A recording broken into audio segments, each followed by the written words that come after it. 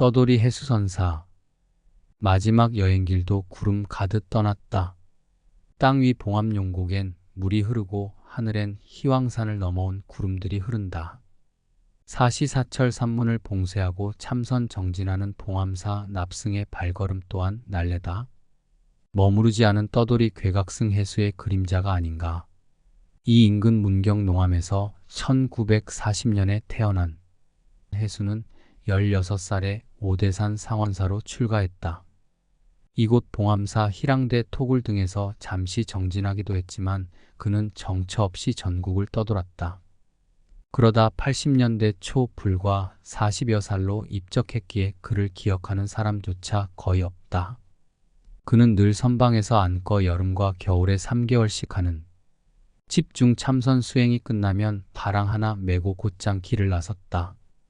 한 곳에 이틀도 머무는 경우가 많지 않았다. 양말이 흘러내릴 정도로 황새처럼 가는 다리로 날듯이 산을 탔다. 1년이면 그렇게 전국의 산과 절을 3바퀴씩 돌 정도였다.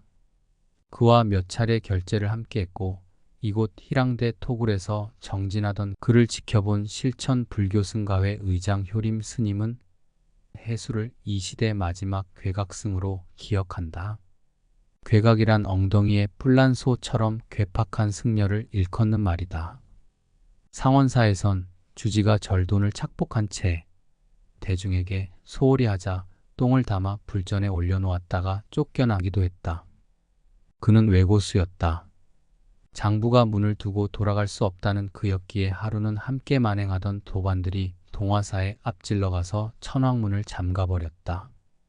그러나 천왕문 옆은 툭 터져 얼마든지 드나들 수 있었다. 한참이 지나도 해수가 들어오지 않자 도반들은 화가 나서 돌아갔는다가 보다며 그냥 잠을 잤다. 다음날 아침 길을 나서 천왕문에 나와 보니 해수는 그때까지 그대로 서 있었다. 도반들이 사죄했지만 그는 밤새 서서 참선을 했다며 태연했다. 다른 사람들은 흉내조차 내기 어려웠지만 해수는 평소 하던 대로였다. 매일 장자불허한 눕지 않는 그였다. 우리나라에서 가장 내실 있게 절을 운영하는 것으로 알려진 강원도 동해 사마사 주지 원명 스님과 경북 상주 남장사 관도 스님이 입을 맞춘 듯 이 시대에 찾아보기 어려운 도인으로 그를 기억하고 있다. 원명은 해수와 한겨울에 상원사에서 북대까지 오른 적이 있었다. 오대산은 눈이 많기로 유명하다. 원명은 발목까지 덮는 농구화를 신었다. 그러나 눈에 빠져 눈밭을 걸을 수 없는 털신을 신고 있던 해수는 아예 신발을 벗어들고 맨발로 걸었다. 원명은 농구화를 신고도 발이 시려워 죽을 것 같았지만 해수는 맨발로도 얼굴 표정 하나 변하지 않았다. 그리곤 북대에 도착해선 얼음물에 발을 담가 얼음을 빼냈다. 이는 초인적인 수행력의 결과였다. 해수가 해인사 강원에 다닐 때였다. 동안거 중 음력 12월 8일 성도절 붙다가 깨달은 날이 되면 대중들 가운데 희망자들이 모여 일주일간 용맹정진 전혀 눕지 않는 좌선을 했다. 선원에선 괴팍한 해수의 참여를 거절했다. 그런데 용맹정진 시작 날부터 해수는 절 어디에서도 눈에 띄지 않았다. 일주일 뒤 용맹정진을 마친 스님들이 처소로 돌아와 보니 방 안에서 구린내가 진동했다.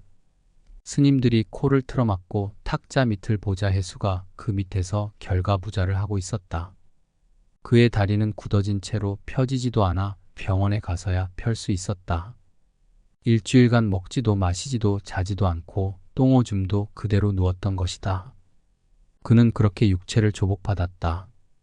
해수는 시력이 나빠 글씨를 읽기조차 어려울 정도였다.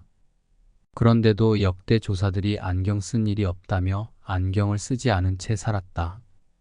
해수는 대웅전에 있는 화엄탱화 속 신중의 눈에 바늘을 꽂으며 진정 이 신중에게 영험이 있다면 이렇게 해를 끼쳤으니 내 눈을 그대로 두지 않을 것이라면서 그 영험을 실험했다고 한다. 두려움 많은 세인에겐 기도 안 찰 실험이다. 선승인 관도 스님은 틀에 박힌 격식을 거부하고 몽둥이로도 과감히 실험을 하는 그런 선승을 남의 눈치나 살피는 세상 어디에서 다시 찾아볼 수 있겠느냐고 했다. 해수는 80년대 초 선방 결제 뒤 남장사를 바람처럼 지나갔다. 그날 사자평을 넘으며 젊은 선승들에게 해수는 선사라면 선사답게 좌탈인망 앉은 채로 입적할 수 있어야 한다고 했다. 밀양 표충사에 도착해 객실에서 차를 마시던 중 한 선승이 그럼 스님은 좌탈인망할 수 있습니까? 하며 따지듯 물었다. 그 말을 들은 순간 해수는 찻잔을 든 채 더 이상 움직이지 않았다. 구름이 가듯 옷을 벗듯 해수는 그렇게 허물을 벗어버렸다.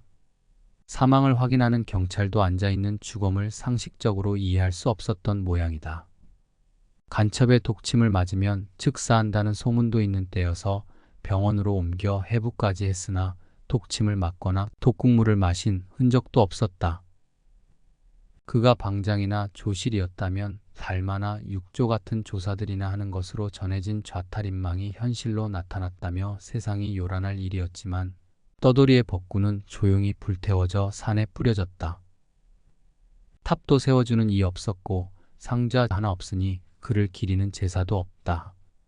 희왕산의 나무가 소리 없이 물들고 있다. 옷을 벗으려나 보다. 해수가 간 것도 가을이었다.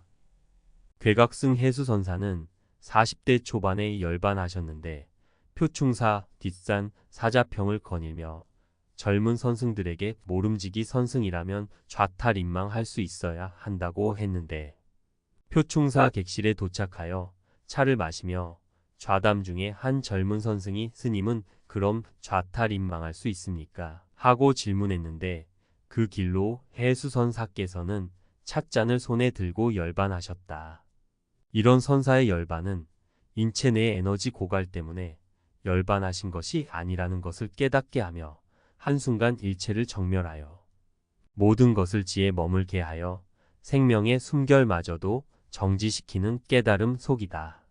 이런 좌탈인망은 한평생 선승으로서 매일 습관처럼 결과부자를 하여 선수행하지 않으면 결코 깨달음에 도달하지 못한다.